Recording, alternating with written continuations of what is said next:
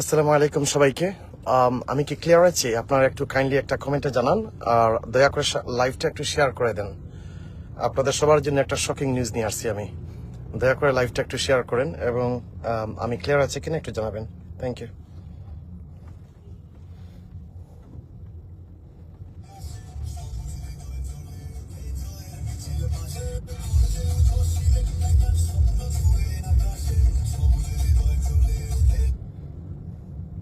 Share করেন এবং আমি ক্লিয়ার আছি কিনা।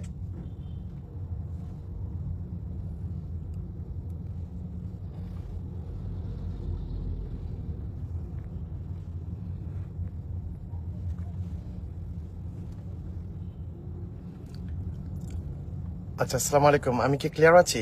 আপনারা একটু কাইন্ডলি যদি বলেন তাহলে খুব ভালো হয়। আমার কথাগুলো কি শোনা যাচ্ছে?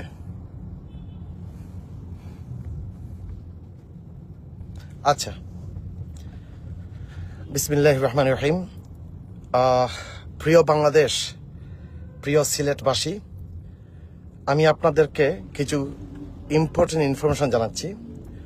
আজকের ম্যাচটি আমাদের কাছে ভীষণভাবে কলুষিত হয়েছে। আমার কাছে নির্ভরযোগ্য ও প্রমাণাত্মক তথ্য এসেছে। ম্যাচের ভিতরে থাকা একজন ব্যক্তি নিজেকে বিক্রি করেছে। সে আমাদের সঙ্গে মিথ্যা বলেছে, সিলেটের সঙ্গে বিশ্বাসঘাতকতা করেছে এবং সিলেট টাইটান্সের সঙ্গে প্রতারণা করেছে। আর সবচেয়ে বড় কথা হলো, সিলেটের মানুষের আবেগের সাথে সে নিষ্ঠুরভাবে বেইমানি করেছে। এর কোনো দরকারই ছিল না। সে চাইলে আমাকে বলতেই পারতো তার কত টাকা প্রয়োজন, তা দেওয়া হয়ে যেত। এই সত্য আমাকে সত্যিকারের ভেঙে দিয়েছে। এই ঘটনা আমি এখানেই থামতে দেব না। বিষয়টি গভীরভাবে তদন্ত করা হবে এবং দায়ীর বিরুদ্ধে যথাযথ ব্যবস্থা নেওয়া হবে। আজকের হারটা ছিল পুরো একটা বেইমানির সাথে হার। যারা ম্যাচটা দেখেছেন, আমি আপনাদেরকে আবার বলবো, আপনারা অনেকে বুঝে গেছেন আমি কি বলতে চাচ্ছি। সো আপনারা সবাই ভালো থাকেন।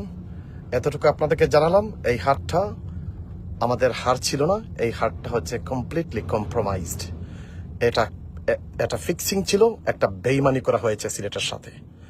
তবে মানুষটা ভুল করে ফেলছে, সে ভুল জায়গায় হাত দিয়ে দিয়েছে। সে আমাদের সিলেটের আবেগের সাথে হাত দিয়ে দিয়েছে।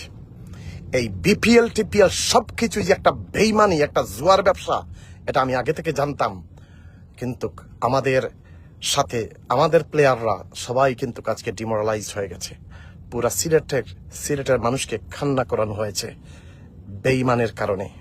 আমি কিন্তু তাকে এইভাবে এত সহজভাবে আমি তাকে ছাড় দিব না। ভালো থাকেন আপনারা। আসসালামু আলাইকুম ওয়া রাহমাতুল্লাহি ওয়া বারাকাতুহু।